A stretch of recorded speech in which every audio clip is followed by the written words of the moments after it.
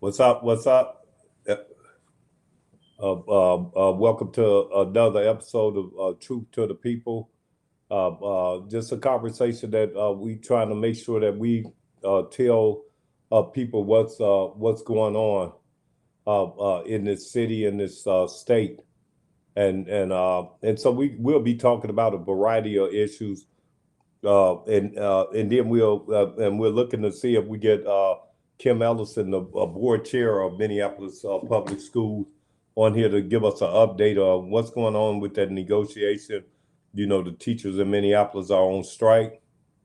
Uh, uh, I'm ready for them to make it happen and get these kids back in school. Our kids have missed a lot of school, so we'll talk about that with Director Ellison when she comes on. But we're gonna try to do this show once a week. We're trying to do it on Tuesday, but sometimes we got to do it on Wednesday. So many things happen, but I try to get the information out as quick as possible. But before that, I like to talk about every issue that's pertaining to helping ADOS, African Americans, descendants of slave, make it through the process and turn our life around and doing the right thing, seeing that we are the ones that didn't get reparation after so many years of slavery and for our people. And then we was put out there and say, okay, now y'all make it on your own when most other communities get the benefit of America without the baggage of slavery that our ancestors went through, and the redlining on housing that we went through for so many years. Then it's not that far away, and so I have to keep talking about it and hope somebody pick it up from me and continue to talk about it until we get our fair share and get our fair opportunity in this country that we help build. So when I think about it, I'm just sitting here and I've been watching Judge Ketanji Brown, the hearing for the Supreme Court, a black woman trying to get to the Supreme Court. They going over a record. She's trying to make like she was letting people out with about pornographic stuff or child pornography. And she saying how the case law go, how America is, and they the one side, the Republicans, just don't want to hear it. But this is what they do when you get there. So it's kind of hard watching a black woman sit up there and get persecuted for being a judge and doing the right thing all her life, and now got the opportunity to be on the Supreme Court, and then got to take those kind of beatings. Well, what you take when, and it's not, it's not abnormal. It's just hard when you see a real a woman that came up through the ranks and did all the right things, and then get there and take that beating like that, and they'll say, well, you didn't feel like that when Clarence Thomas was getting beat up on. Then and I'll say this about that. Clarence Thomas just don't he don't resonate with African American people, his own ancestors. He was he was one of those people that he won't. If you say reparation to Clarence Thomas, he'll play like he don't understand and say pull your boots up, tighten your bootstrap up. So he's a different African Americans. It's a lot of us that's different, and he's one that can't really relate to the plight of when we talk about economic injustice or reparation. Clarence Thomas can't talk about that. He don't believe in that, and that's his opinion, and that's the majority opinion of government.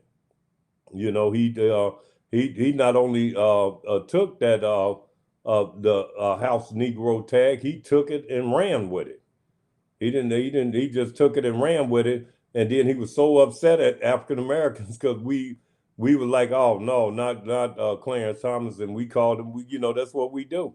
We call it like we see it, and he won one. We knew he would never represent us, and all you got to do is look at his cases of everything from diversity, whatever it is about giving people a fair share, minority, and particularly African Americans. He voted against it.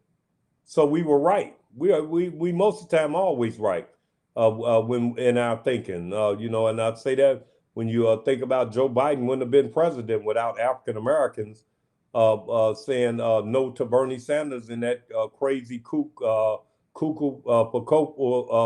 puff movement he had going, where he never got us, and he never got me. Because anytime you say reparation, Bernie, that's the only time. Oh, no, no, no, not reparation. That's Bernie.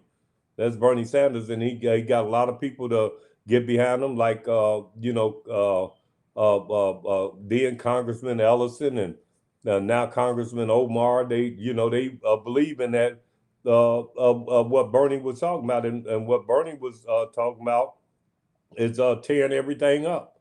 He want to tear it up and say what the country is doing to everybody, but the country ain't doing what they do to African Americans, and that's what Ketanji, going for the judge, Ketanji is going through now.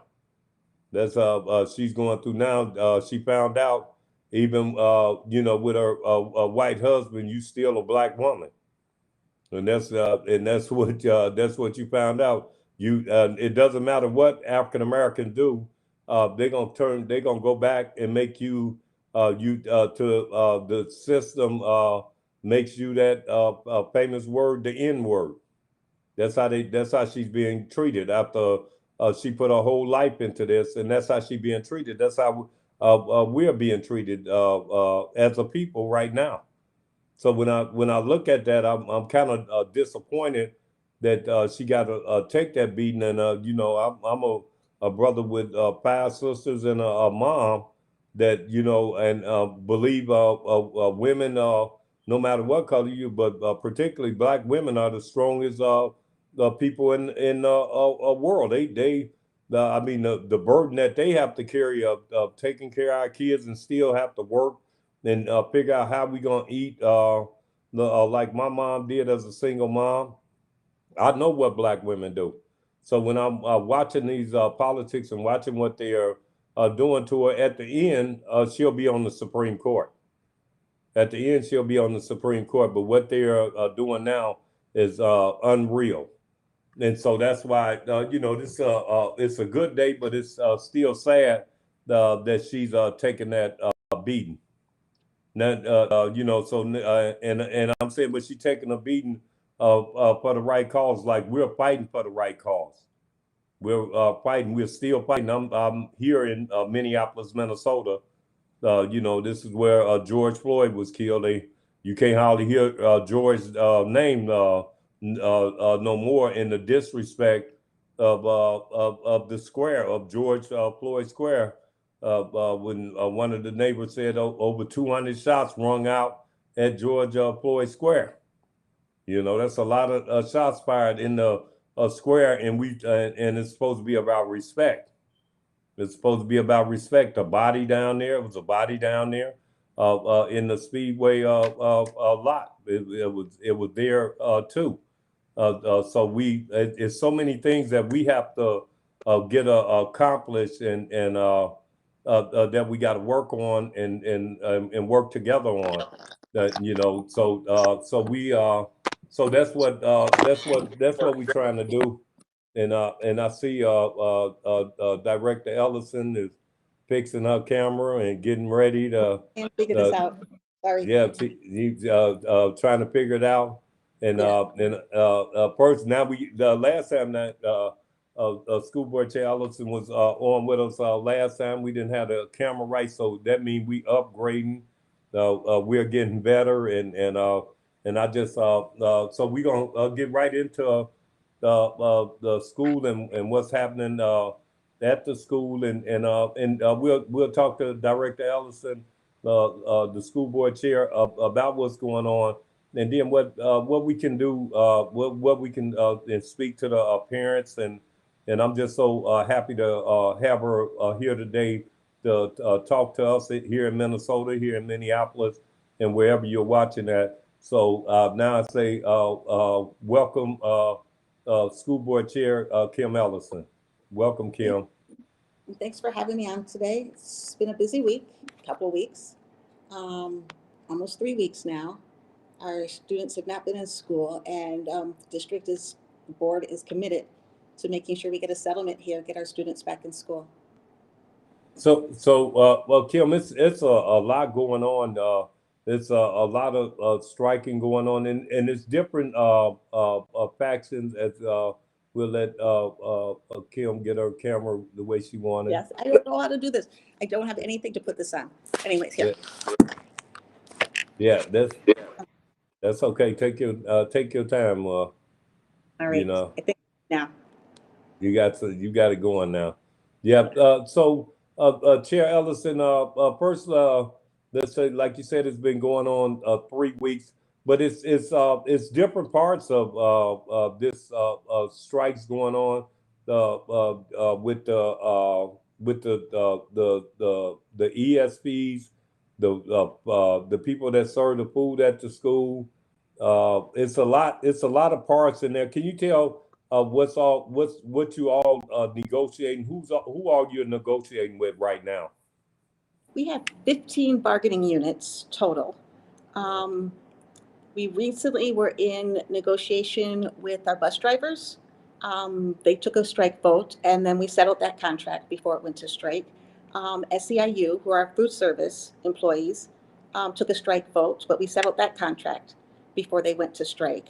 Then the two big ones that we're working on right now are the two units within MFT 59. So it's the teachers and the educational support professionals. And they took a strike vote, authorized a strike, and have been on strike for almost 3 weeks now. And so, Director Ellison, tell us how they go. How is it being settled? What are y'all doing to get it settled? Who you working with? Is it lawyers or it's mediators or who's how do y'all come together with a strike? Can you talk about how a strike go first? Sure. Well, we both we're with both units. We're in, and so there's a mediator from the state, from the Bureau of Mediation Services, who comes in. Because of that, because it's a mediation, it's a closed session of negotiations. I have been at the Davis Center for 2 weeks. Superintendent has been at the Davis Center for 2 weeks. I was at the table. So the way we have it set up, we're now negotiating at the Davis Center. The teachers have a room where they caucus. The district has a different room where they caucus, go through the that we went in contract, make decisions. Then the school board every 1 while has to show up, because with the school board, our job is to give financial parameters to our the employees, to the district, to say you cannot spend more than this amount of money, but then figure out how you divide it up is up to you. And so that's what, when the district team is caucusing, that's what they're talking about. Our parameters from the board only allow us to spend this much money. So how are we going to meet all the needs that the teachers and the ESPs have? We have been, like I said, I've been in the building 2 weeks, actually at the table going over some of the language, because it's not just wages. There are different programs, like healthcare is is decided in this contract. All conditions are in the contract. And it's just been a long, grueling, several months in negotiation, in mediation with these two bargaining units. Any other questions? And so, Director Ellison, so the school board, when you say these negotiating teams, can you explain, is that the school board is not on you can kind of give guidance, but it's a different team that's negotiating with the union? We we appoint staff to do the negotiations for the board. The board just sets the parameters for what can and cannot be in contract. And so it's been going on 3 weeks. And can you tell us how the negotiations have been? Has it been offers and counter offers? Can you tell us a little bit about what's going on in the negotiations? What's happening there? Sure. I can tell you one big priority for the board was equity. And it's really important when you have limited finances. And so, yes, we want to give all of our teachers a raise. But when we have limited finances, what that looks like is maybe our lowest paid teachers get the biggest raise. And then every cost of living increase. We wanted to make sure that our educational support professionals, who are some of our lowest paid employees in the district, they needed a large raise. That was actually even a priority for the teachers, that our educational support professionals, our ESPs, get a big increase. And that was done. Last weekend, the board gave the district authority to add $10 million to our ESP package. So now they're looking at $20 million, a little over $20 million, to figure out how to pay our educational support professionals. Some people are going to see such an increase. It's an hourly job. Some people are going to see such an increase in their hourly wage that if they work 35 hours a week, they'll be making close to $33,000 a year, which is a jump in their pay, in their annual pay. Our childcare workers, who are our least paid workers, currently make $15.25 an hour. That wage is going up to $18 an hour. And so that was important for the board to make sure that our least paid staff got paid, much more. So if are the can you say where y'all kind of is it open that you could say where did y'all start at and where was the district at, and then where y'all at now? We've been keeping a running total on our website. All the offers, we try to every day give an update to where we are. And it's, like I said, for the ESPs, I don't remember the complete package we had for ESPs and teachers, but last weekend we increased at one point it was the two of them together. And I don't remember the exact number but last weekend the board authorized an additional $10 million to go toward ESP wages. So currently we have $10 million on the table. Currently we have $20 million on the table for ESPs and $45 million on the table for. So a total of 65 million that's out there. And you said the food service, because I've seen them, that's been settled because they had joined a picket line, but that's been settled.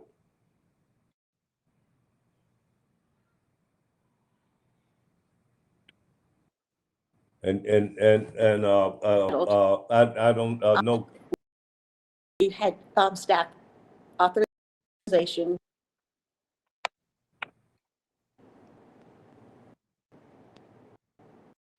And you kind of freezing up a little bit, Director Ellison. And so my question was about the food service. You settled the bus drivers and the food service.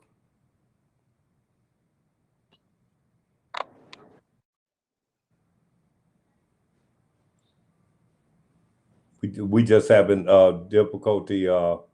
It's freezing up. I don't know whether we can get the sound going with our director. Correct. Yes. We were able.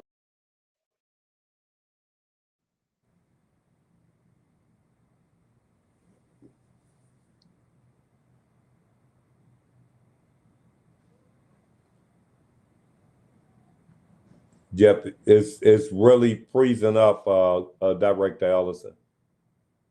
It's really freezing up. So we just trying to keep it going.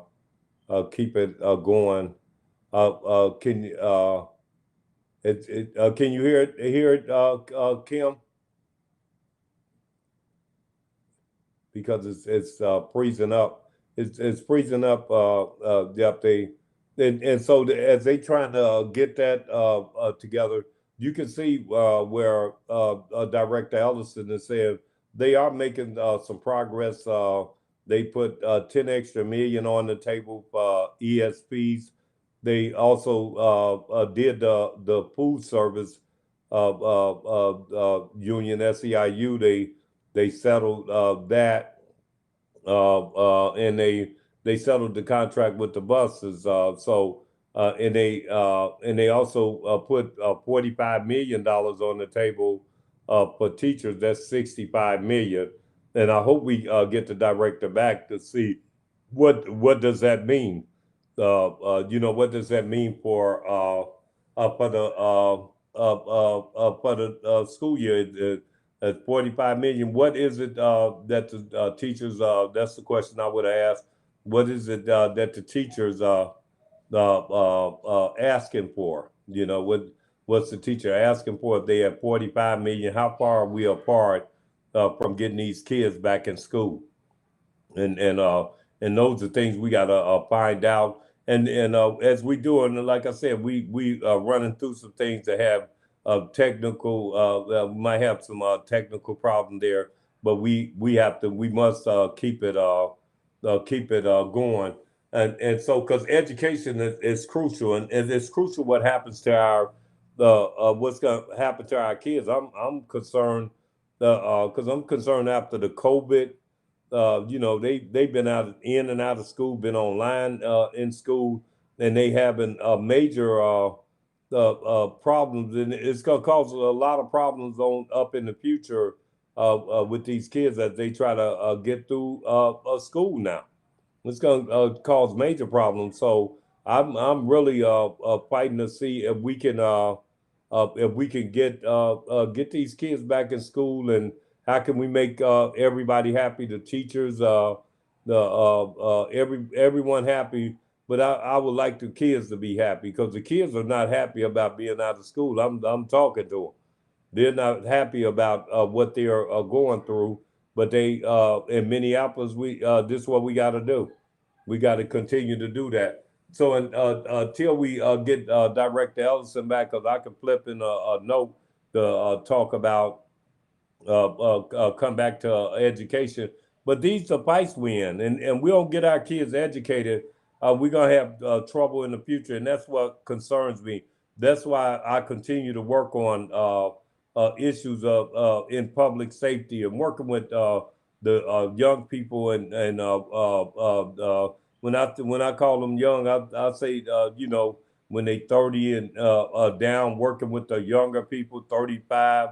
We got to get those people in that age range ready to do something. We got to build a bench in the African American community that can advocate for some of these things we're talking about, whether it's education, whether it's housing, whether it's public safety. we definitely don't need our kids out of school right now. And we don't know what the safety plan is. You know, you got Mayor Fry talking about this Office of Public Safety with the fire department, the home emergency response team, the MPD going all up under one umbrella.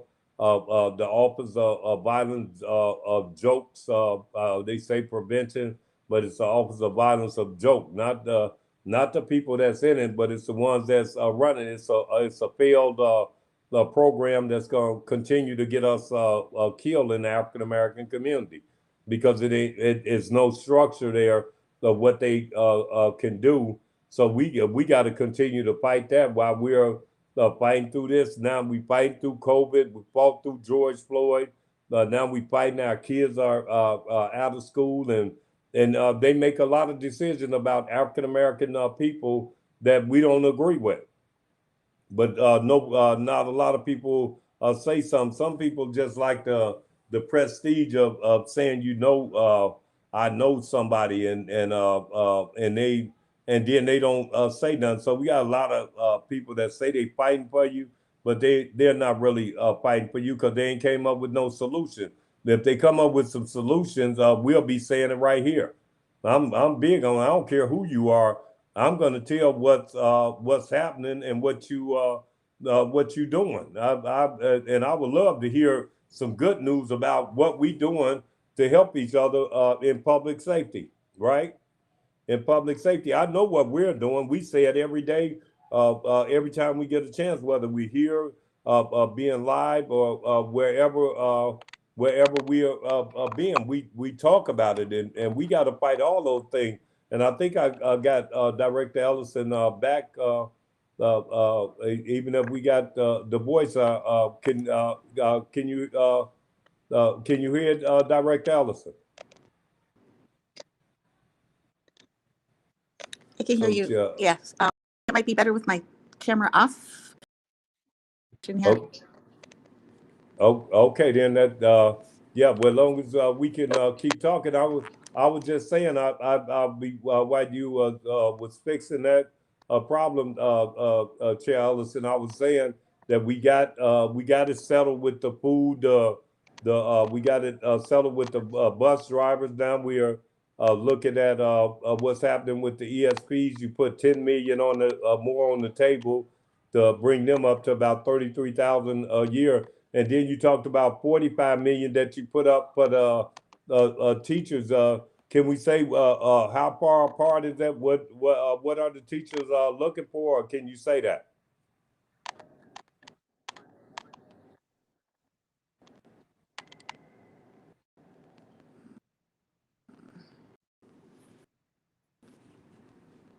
Just still working on it. But like I said, we don't know. We need to find out what they're working on.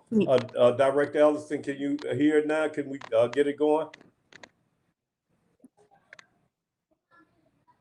I can hear you. I can hear you. Can you? Yep, we can me? can hear you now. We were talking about. I told about what's been offered and all that. I'm trying to see. You say you put 45 million on the table for the teachers. We have 45 table for the teachers.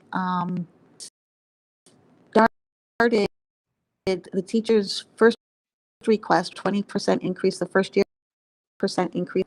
Brought that down to a 12% for the first year and 5% for the. That's when we said, well, we can pay our first years. We can give them a 12.5% increase in pay. Want to bring them up to 50,000 a year. But we can't give everybody a 12% increase in pay. They're now down, I believe, to 4%, and their percent increase for who's a 7-year teacher or more. And Director Ellison, so how far can you say how far we are apart of where are they at? Are they accepting? How far are we apart?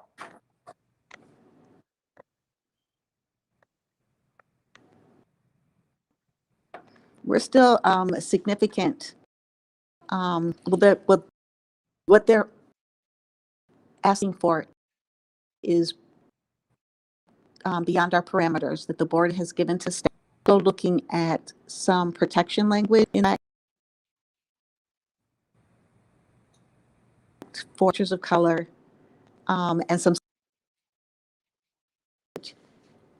And So that's what we're. so what's your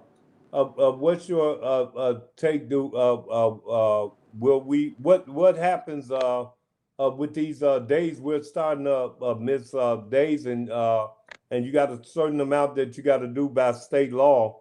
How does that work, Director Ellison?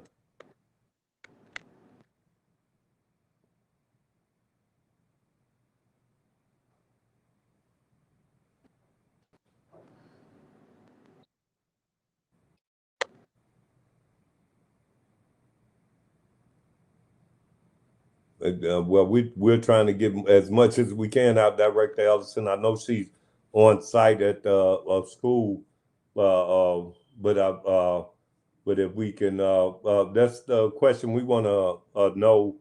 How you know, what does this do to That's so. to the So that to is the correct. school year? Support professionals today. Go ahead, Director Ellison.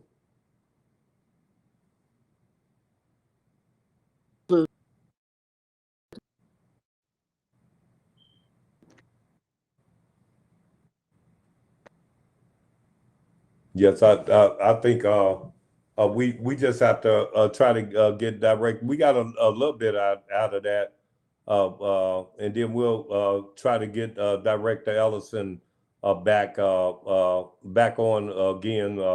But I know she's at the headquarters, and so you might be the when you're doing these shows on live, you know, you can have all kind of problems. But we got a lot out of it that and I got plenty more questions to ask about what's going on at the school district. I got a lot more questions to ask, so we will continue to try to figure out what does that mean about the kids being out of school, and because by state law they got to do so many days of school, and with this right here going on, I think every day they can make the kids have a longer school year, which could be more confusing.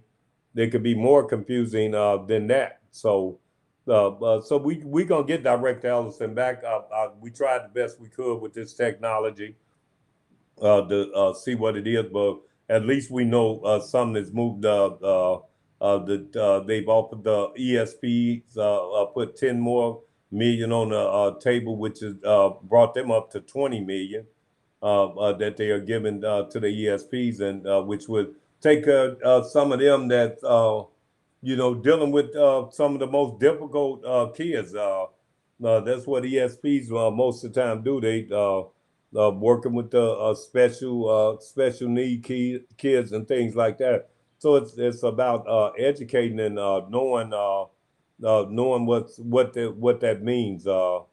Knowing what it means to be a ESP and helping the teachers.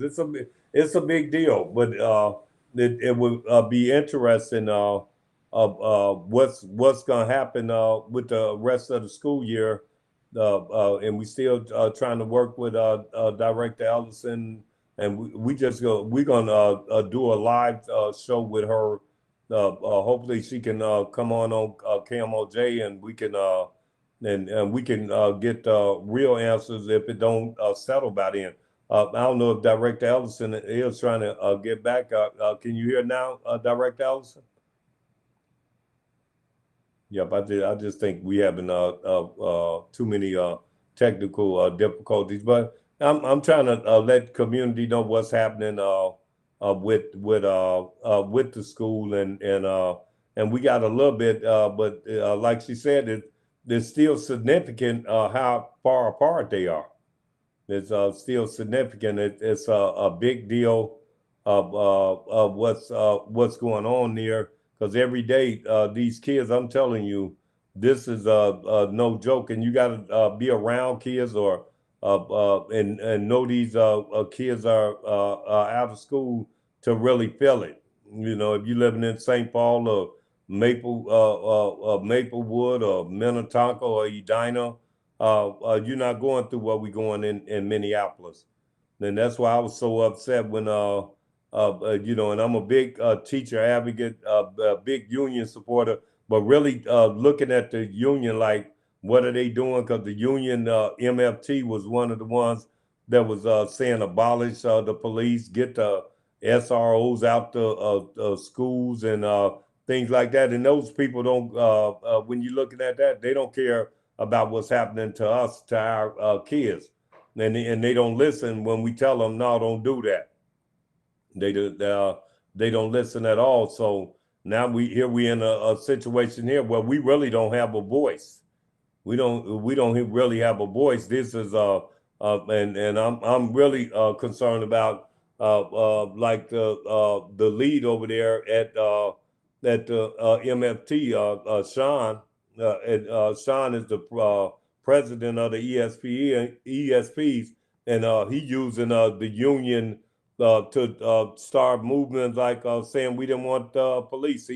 And I was good. I was cool with him until he did that, because that let me know here's a white guy that don't understand the African American community, been getting paid off the African American community as a ESP, and then and then even in the ESPs, the proportion of how many African Americans and is in that ain't high either. So we low in teachers of color, we low in ESPs, we're low everywhere. So when I got to look at it with a double-edged sword, what this man is doing, and the same one leading the union, the same one said abolish the police, the same one don't understand African Americans in the union, and using it for a political move, using the education of the MFTs on a political move.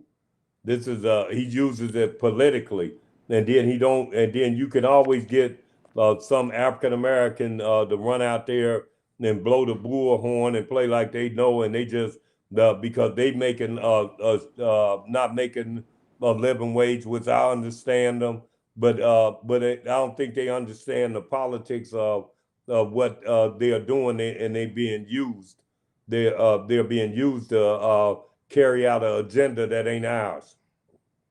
To carry out an agenda that ain't ours. Because if you cared, even you would have said it. You would. I wouldn't be saying what's going to happen to our kids. They would have said it. The black ESPs would have said, no, don't take our kids out of school, and because it was going to hurt us. But they can't say that. They just because you feel like you in the spotlight, because they can pick you to put you on a poster, like they did Keith Ellison when they were saying abolish the police, and had Keith up there as the person saying abolish, looking like he was speaking for us, and he wasn't speaking for no African Americans. Ain't nobody. The NAACP, the black churches, the Urban League, all these organizations, and these the faith base was saying no to abolishing police. They and this what they do. So right now they are saying, even they're saying, let's support the teachers. Let's support the teachers, and I don't know if everybody know what's going on there. I don't know if everybody know what's going on, but it's really costing us. It's really costing us, and I think Director Ellison, can you hear? We continue to try to get whatever information we can. Hi, can you hear me? Yes, I can. Can you hear me? Yes, I can hear you. Can you hear me? Good. Here I am. Yes, I can. Okay, then. So one of the I questions, can. I asked the last, you said we were significantly apart of even the 45 million you offered. It's still is that far apart, or it's getting? You said significant. That sounds pretty heavy.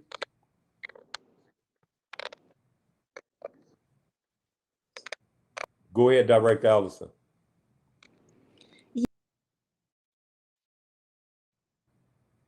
The wages. Also, some wording that we're working. The wages. It's the wording that we're working on, but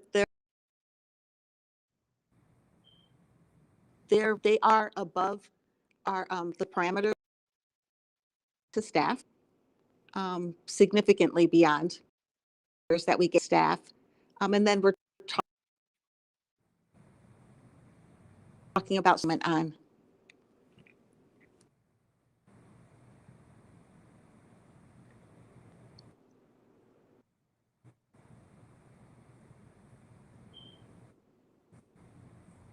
Hello? Yeah, yes, we can hear you. We can hear you now. It's just going out. Yes, we can hear you. Hello? Yes, we can hear you, Director Allison. Okay.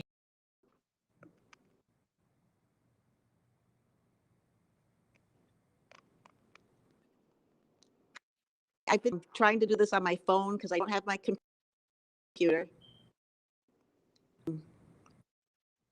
And so I'm sorry. Well, and I said, Director Ellison, I know we've been having a lot of technical difficulties. I said we've been having a lot of technical difficulties on this, but I I told him I was going to see if you will be available Sunday for the radio show. Yeah. Yes. Try this again because I'm trying to do this on my phone right now. Yeah. Well, we can do it later. Can we? But can you hear me Okay. about doing KMOJ on Sunday?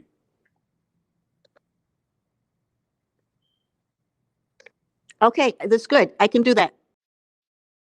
Okay, then, and I'll call Yes. you later. And thanks for trying. And we got a lot. I got a lot of information out there. And then I'm telling them that we'll have you on Sunday.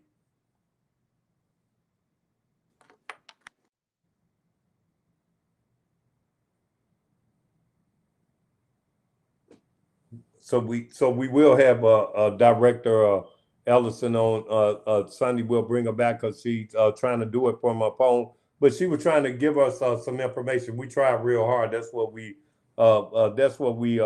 do. We continue to try to get that information out by any means necessary. So it's some laps in there, but I tried to fill them in and say what she was talking about, what she was doing, and then talk to our community because that's the fight we in. So you get me for the just recap that it's they significantly apart in the with the teachers and they put 45 million on the table. I got to learn more about that. I will, and I'll bring that forward. But I really feel for our kids that they have to take this punishment, and we don't have anything ready. We should have had things ready like our churches, our urban leagues, and Sabbatinis. We should have had places where our kids could have went. We got to get more prepared as ADOS people. I mean, we had nothing. We have nothing there. We don't have the spaces to do things besides the churches. So we have to come up with different remedies how we have to do it. And I hope even with all that technical problems, I was still trying to get it out with her. I'm sitting there like, come on, bring us the noise. They put $20 million on for the they put 10 million more on for the ESPs and brought that up to 20 million. And then they got 45 million up there for the teachers, and they want more. Then we get to ask the director, what do that mean? You know, when you coming up with this money, the money got to come from somewhere. And the state don't really want to give up more money. We gotta know what it means. We got to know what it means. Or we find a losing battle.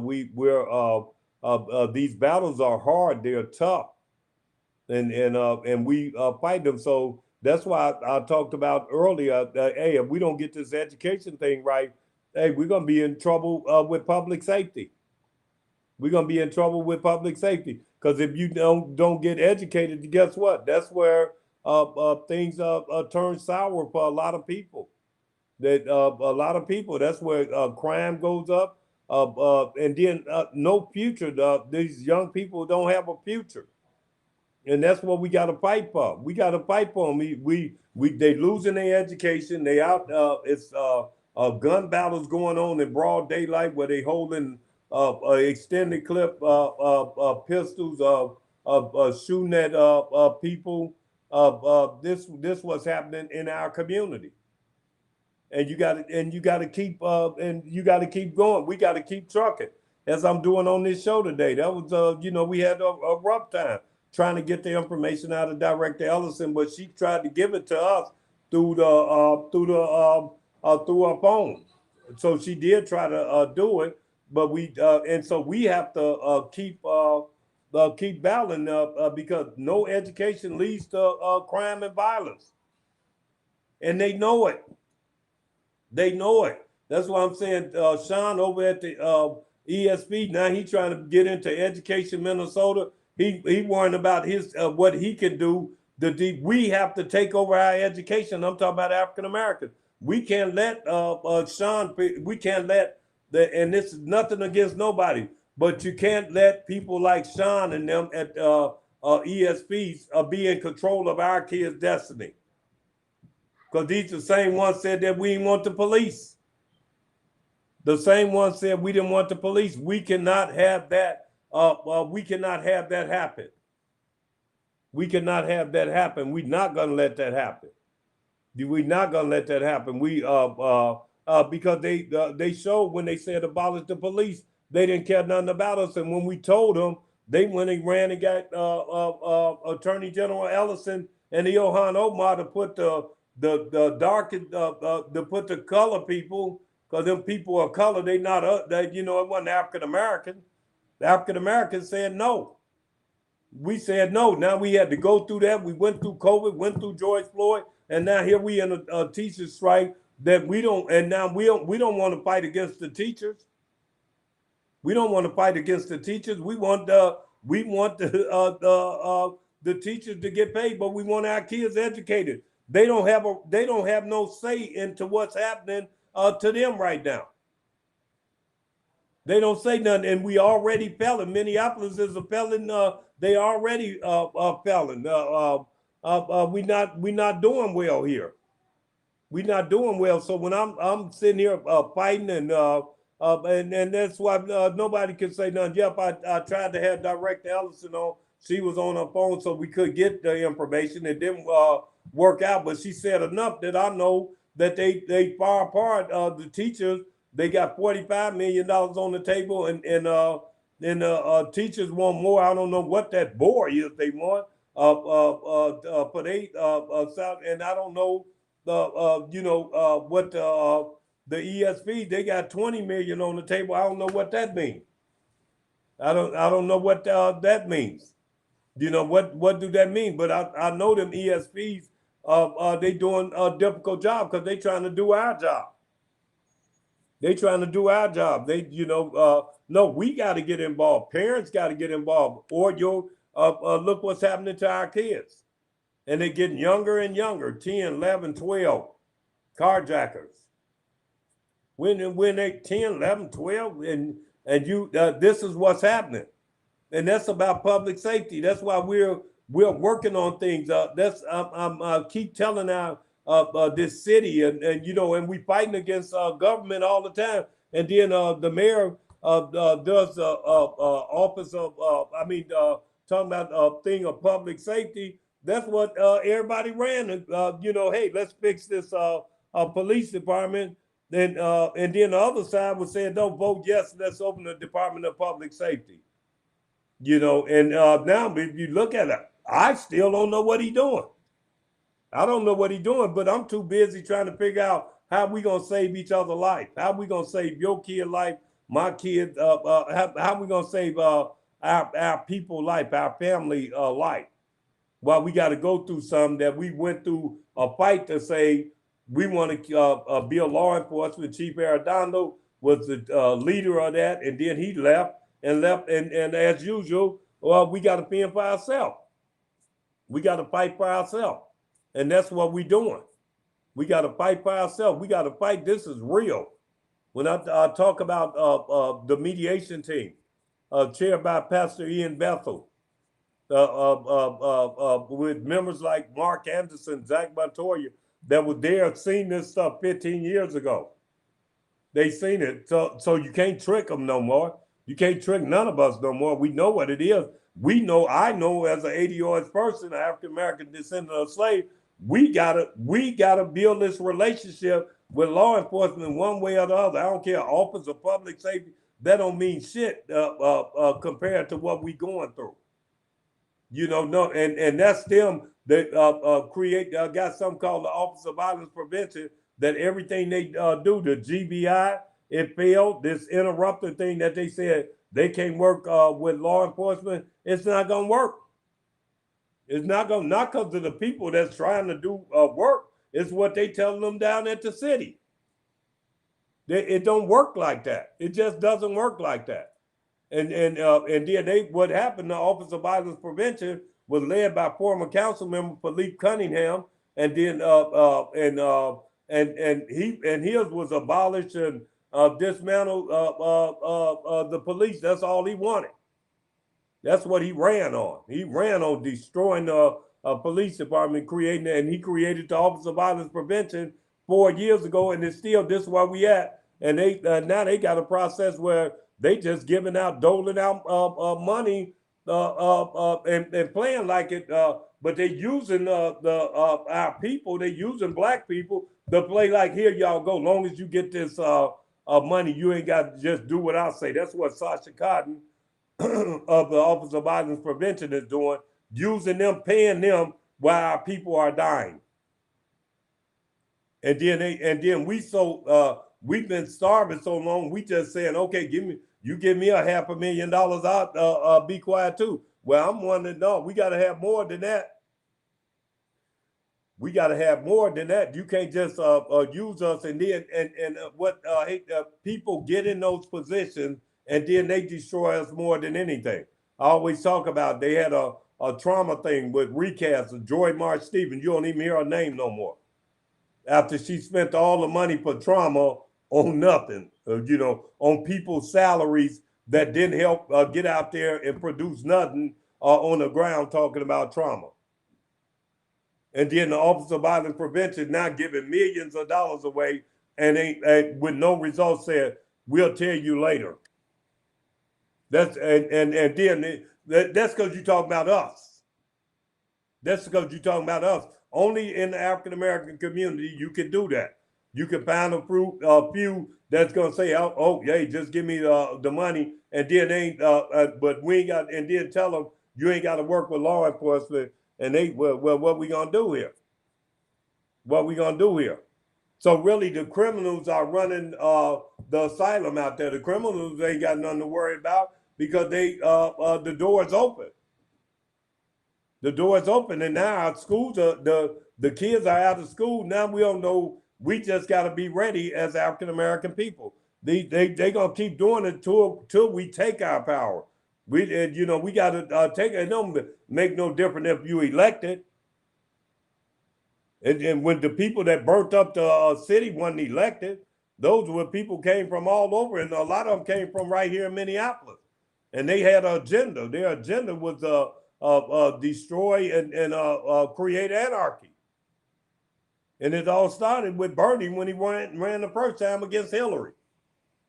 When he ran against Hillary Clinton. Remember, Bernie ran against Hillary, came out of nowhere, and then he got all these young white people to join him. And then when you got to black people, you know how bad the police treated you. We should really, I mean, this what they did. They use our misery. They use our misery, but when they use our misery, they got the money. When they killed George Floyd, African Americans didn't get nothing. Black Vision Collective, Reclaim the Block, and them that organized this almost coup d'etat to say we need police. And then when you say, hey, but what we gonna do? There's a lot of shooting going on out here. Oh, that's y'all problem. It ain't happening to me. It ain't happening to me. And now they living off the riches of George Floyd. And you don't hear nothing about them no more. And they had unions with them, like the MFT. That's why I ain't jumped out there. I love the teachers, but you ain't seen me out there in them picket lines and all that. Because even if I believe the teachers should have got rid of Sean. And told, because half the teachers didn't believe that we should get rid of law enforcement. They didn't believe that, but they let the unions carry them. And then they don't vote. If you in the union, you got to say no. You got to say no. This the MFT. And then I hope they don't get to take over Education Minnesota, because then we really through with education. That's why we got to find our remedy, and we got to find it now. They got me looking at charters. What do we need charter? What we need to do to save our kids, because they not getting educated. They not getting educated. When COVID hit, everybody went home. And it was dangerous. Millions of people lost their life with that. So I understand that. But I didn't understand them when they got involved with saying what we should do with law enforcement. And then what they were saying, I got to look and see what our mayor's saying. This mayor trying to appease these people. It ain't good for us. It's not good for, I'm talking about African people look like me. It's not good for us. I'm talking about ADOS, not everybody, because you can look like me and not understand me at all. Not understand at all. That's why I'm fighting hard with Safe Street. I'm fighting. No, we got to come together, and we'll come together, and then the rest of them, we'll see you when we get there, because we're going to get there. We're going to get there. Our ancestors got us right here. We got the tools to talk. We're going to get there. We're going to get there with mediation under Reverend Bethel and the Young People Task Force with Al Jr. and Miles Wilson and Nicholas Martin and Laziah and Aisha, all them different groups, and Mary Lagarde of the Native community, Anita Arbino, all these people. We got good people behind us. We can do this. But ain't nobody can do it if we don't step up to the plate. If we don't step up to the plate, nobody can do it. Nobody can make this happen but us. When we talk about housing, that's what I said earlier, when they beating up Ketanji, the next Supreme Court justice, because she will get there. And we would have had more if Hillary would have won. I was talking about Bernie Sanders' crew and how they end up destroying some when you could have had when you got Trump. When you got Trump, they was acting so stupid, they didn't see Trump coming. And Trump came in with all the race cards. Everything he could do that with get those the people, the poor whites that's suffering just as much as us, but they don't know they were taught to hate us. So Trump got them, he tricked all of them. Trump was a Democrat. And then ran he would have never got in as a Democrat, so he went Republican. Bernie Sanders was an independent when he beat Hillary. When he ran against Hillary, he was an independent. But then you had people like Congressman Ellison and people like that went with him on that garbage, and it was garbage because he didn't care about African Americans, so it's easy to do that because they say they don't vote, because we be saying we sick of that. We sick of that. And we got to fight. Well, we got to fight from the ground what we doing. And then if they want to, hey, we want our fair share. And then if you want to come at us, okay, this is what we did. We got to be, this is what we did. You did go to the white organization that you done gave billions of dollars to take care of us, and all we did was die. You done gave billions of dollars, but when African Americans come, then you got something different to say. But then other communities, and you got to say, Feeding Our Future, the food program that was ran by the mostly Somali community and Amy Bach. Amy Bach, and they got away with over 245 million. They was buying houses with basketball courts, mansions in Kenya, all that. But they didn't watch them like they watch us. They didn't watch them because they ain't worried about them. They worried about us. That ain't gonna never. We just a righteous people. We not looking for revenge. We looking for fairness. We not looking for revenge. They 245 million. They took it and tried to get some African American. They asked me did I want to? I'm not. I ain't serving no food.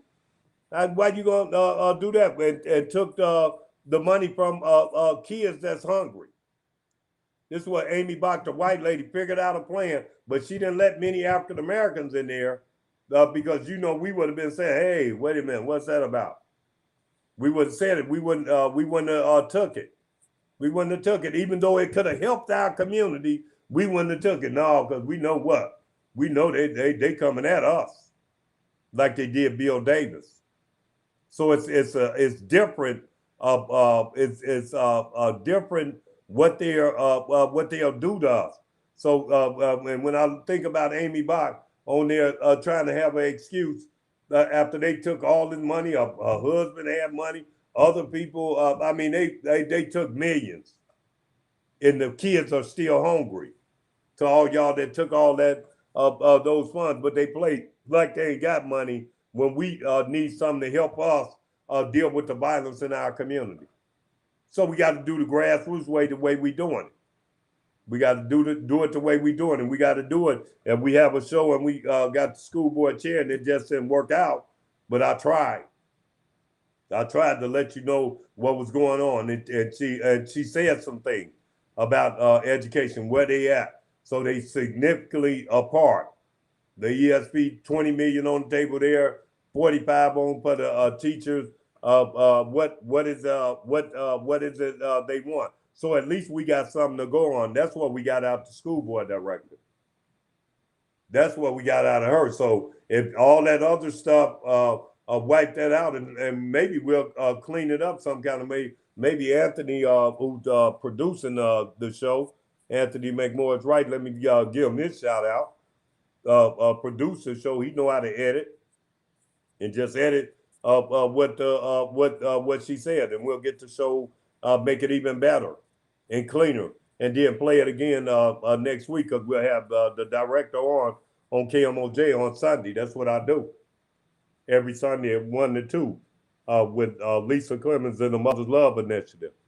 We talk about the community value conversation. In the meantime, I'm gonna continue to work with the entities, work with everybody to try to see how we save ourselves after the pandemic, after George Floyd. Yeah, that and what I told you earlier, 200 shots ring out down there. What are they shooting like that for? And then and it's supposed to be a place of peace. What did they shooting out in the Brookdale Mall? Just had a long extended clip and could have shot anybody. Those people got to go to jail.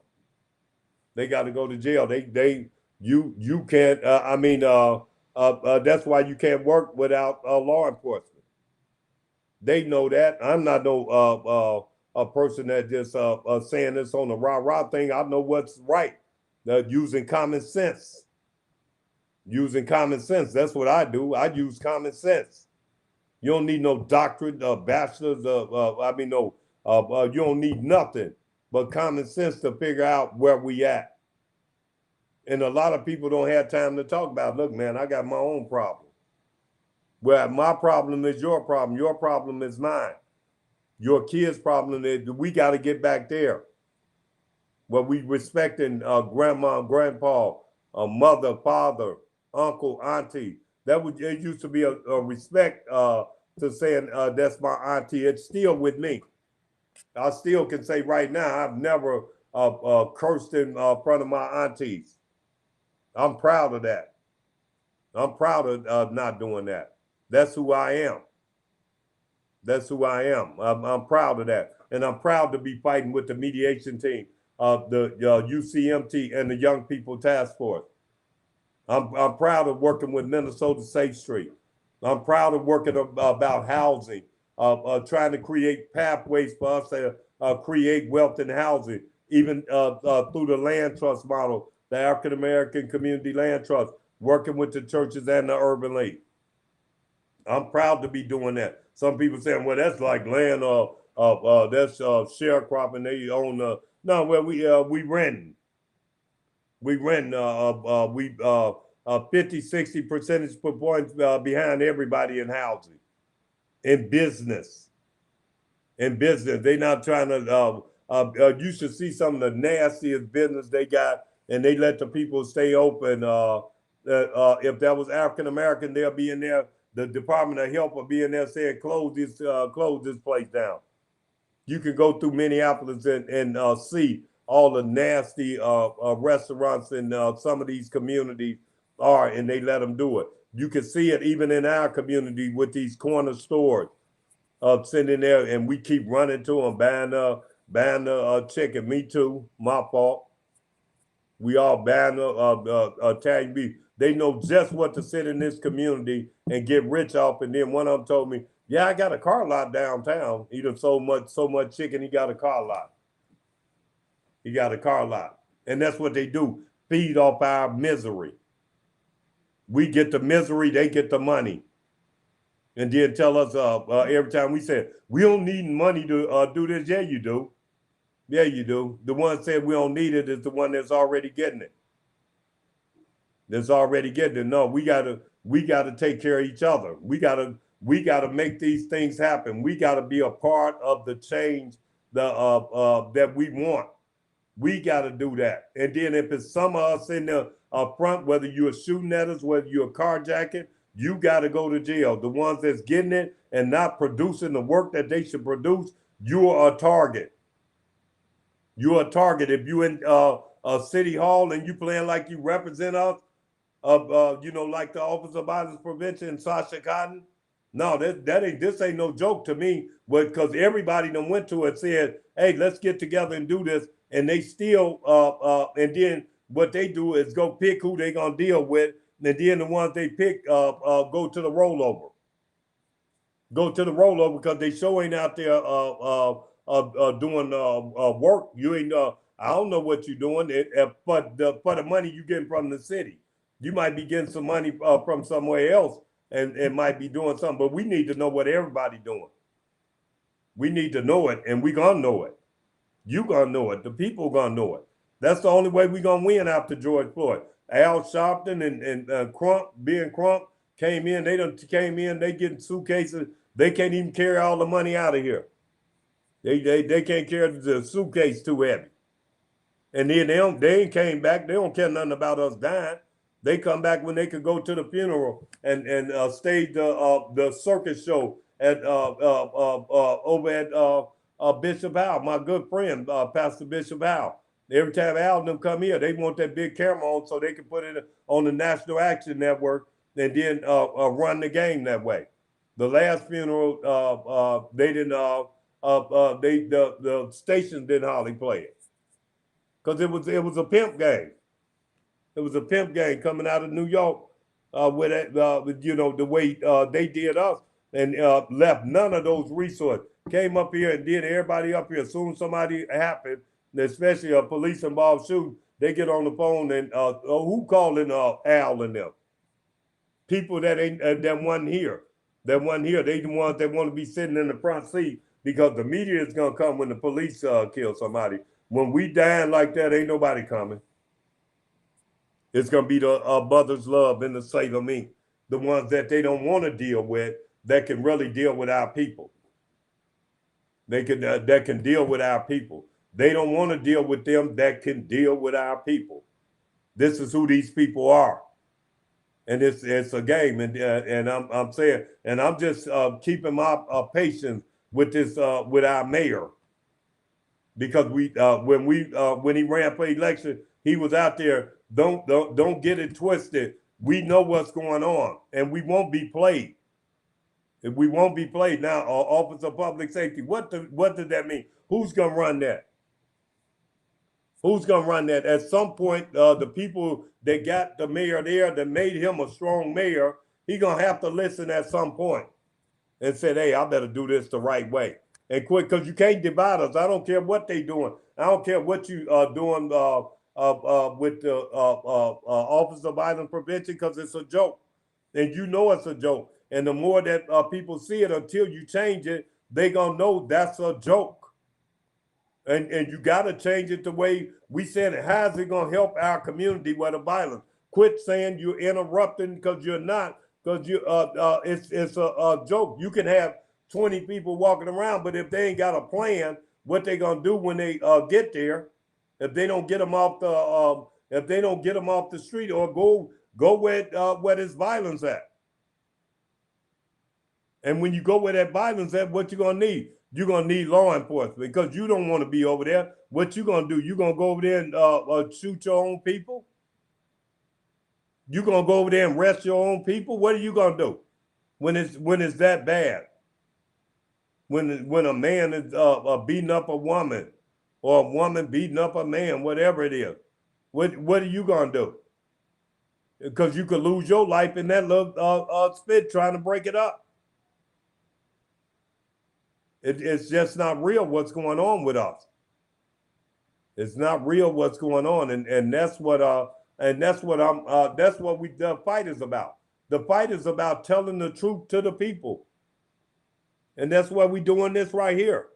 That's what the fight is about: is telling the truth to the people, and the truth. And when I say about the inner, that ain't got nothing to do with the people that's wearing them orange shirt, got Minneapolis so that ain't got nothing to do with it. It's a game they're playing to use you to play like they helping us, and they really not helping us, and you know they not helping us. But they got to have something. GBI, it was that was working with law enforcement. That didn't work out. But they used that to say, this is what we doing at the city. No, we can't play that no more.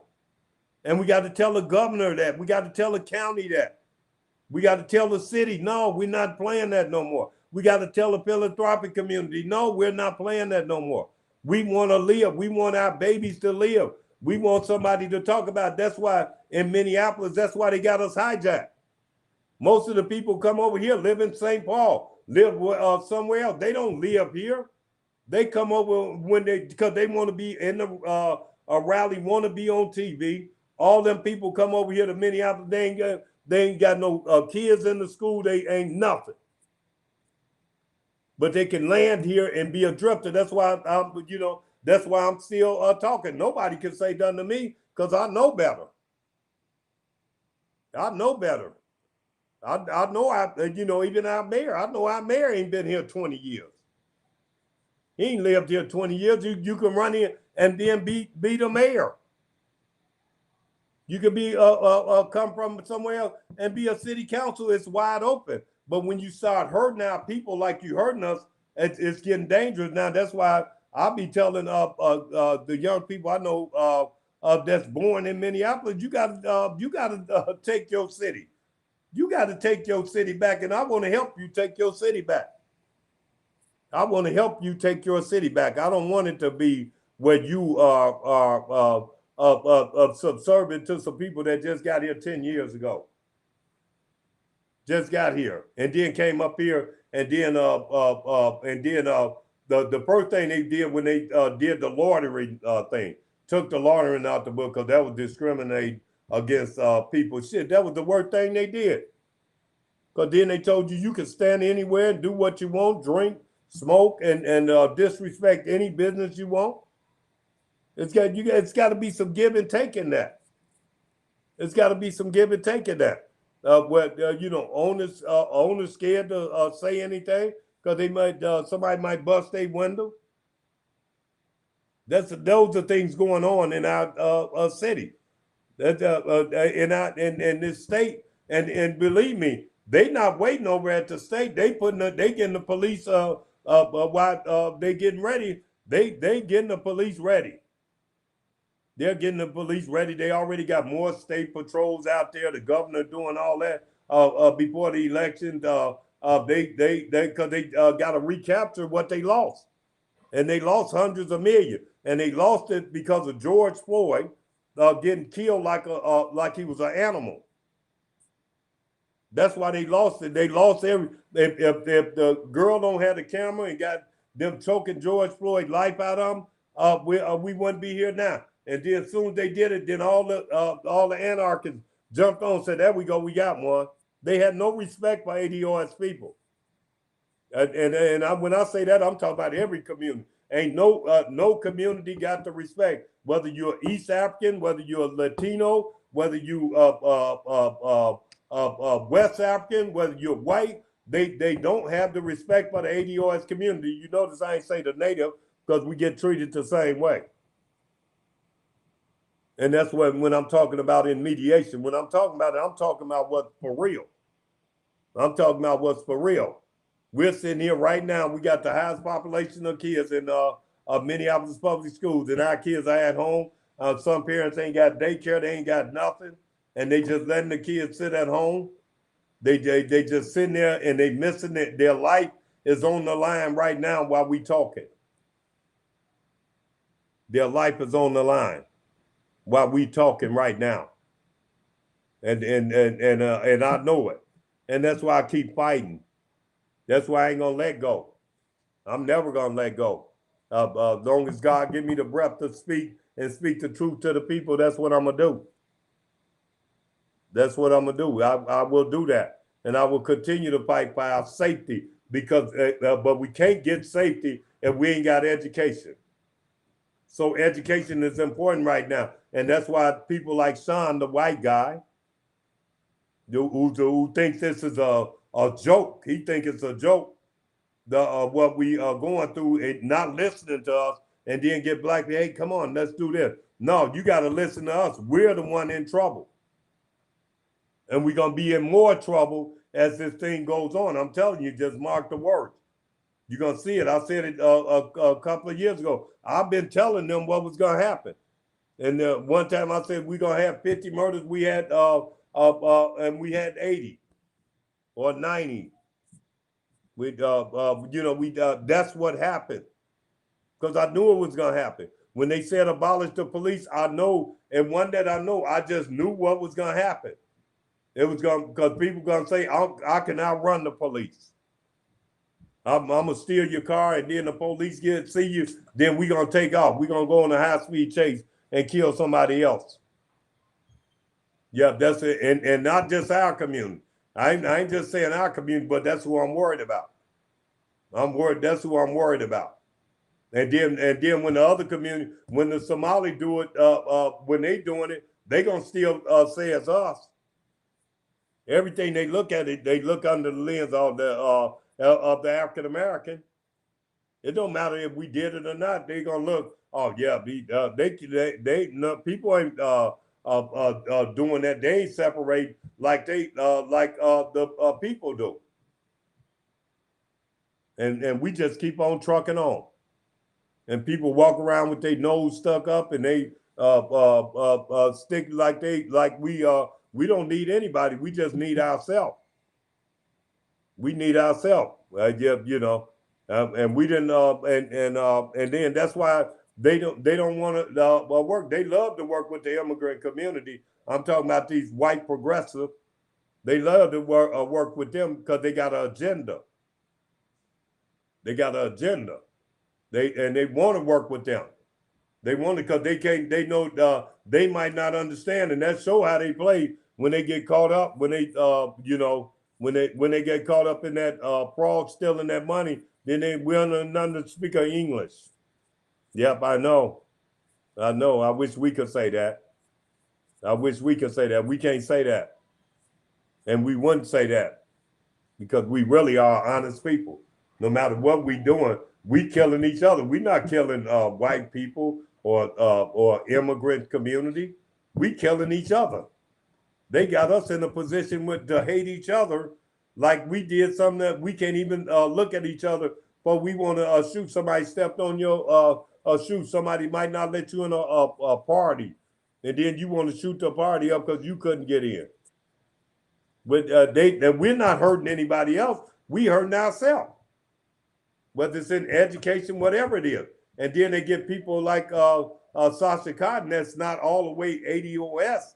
You know, I know the Latino part of Jim White at the office of the white part of them comes out. The white part the white part with Jim White, the Latino part with Sasha Cotton, and that's why they can look down on the people that can really help us, and then get people to trick them, come and do this, and then our people so thirsty, not for a solution, thirsty for dollars, and we're gonna make them dollars be used in our community. They're not gonna play with us in 2022. Neither is the mayor, the governor. No, we're gonna get this right. We're gonna get this right. I know we're gonna get it right. I know we're gonna get it right because we're out there. As young people out there that's really watching and looking, and we got to collaborate with those bigger organizations. We got to collaborate with the parks, the youth link that deal with our homeless children. We got to deal with the YMCA and our black churches. We got enough power. We can beat the progressive at their own game. And because all progressives ain't the same. They're not doing that. You got some anarchists, and them the one that wanted Bernie to be president when he had never did nothing. And he don't like African Americans. He don't like us. Somebody said something about reparation to Bernie. I ain't never seen Bernie run so fast. I ain't never seen him. And then people talk about leadership. And, let the young people, y'all need to let the young African Americans, let them lead. And then they following around Bernie Sanders. How about that? They following Bernie, and I know the power we have. Now, we the one that elected Joe Biden president. When he went down to South Carolina, he was losing. He had no money. He had nothing.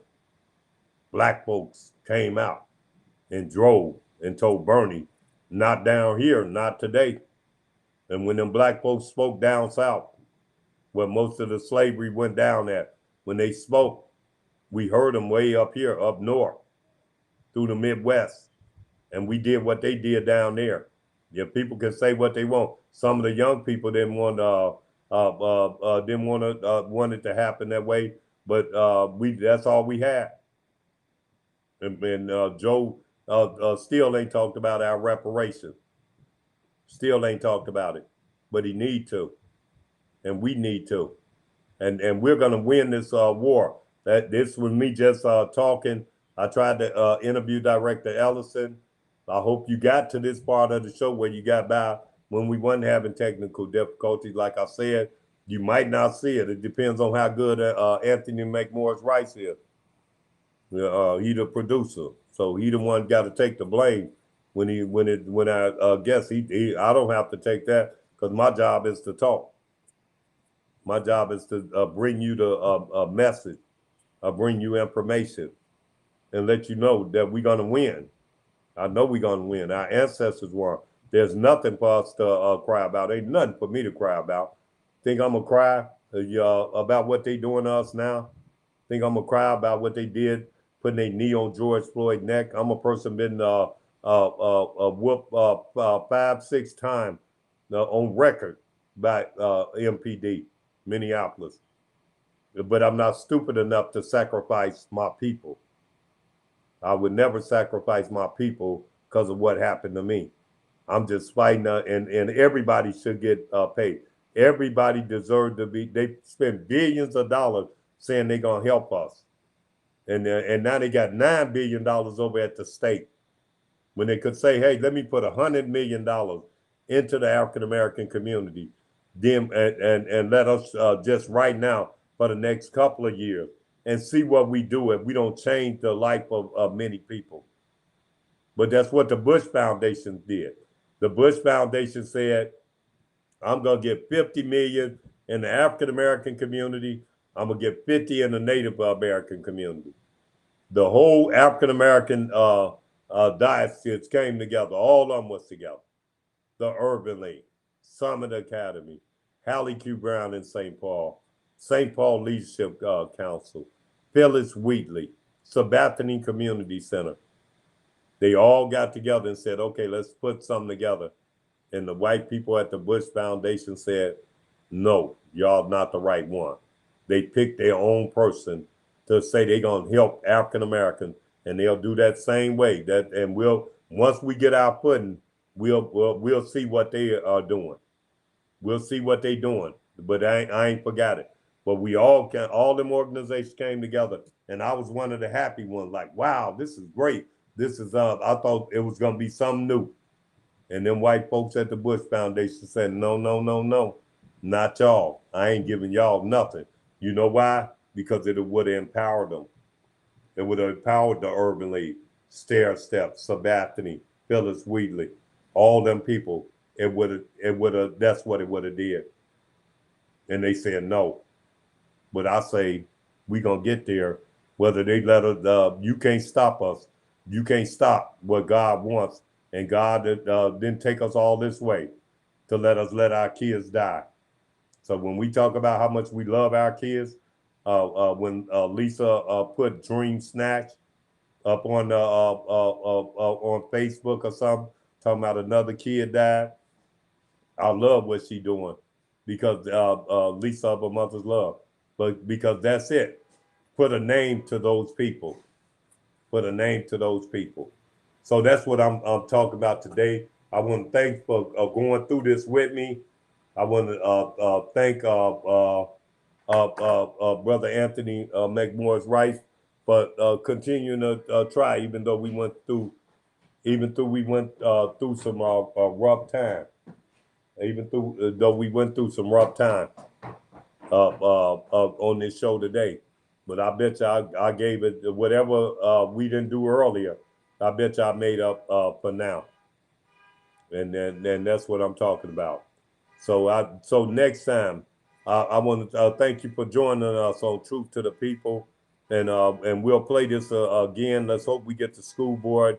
Let's hope we stop it, and that's what we're gonna do. But I want to thank again Anthony McMorris, Anthony McMorris,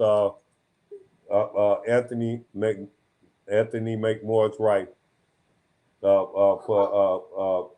for doing the show. That's that's what happens when you doing it at home. Your granddaughter come up and got the horn going off on the car. All kind of things can happen, but it won't distract me for saying my love for you and my love to the people. So wherever you watching that, if you watching in Arkansas, in Georgia, in Texas, whether you're in Missouri, in St. Louis, in Missouri, Chicago, and Illinois, Indiana, Indiana, wherever you, Cleveland, wherever you're at. That's what we do here. Thank you for tuning in, and it's something. Listen up. We're gonna win at the end. You know why? Because God got our back. Peace. I'll see you next time on another episode. Truth to the People. Peace.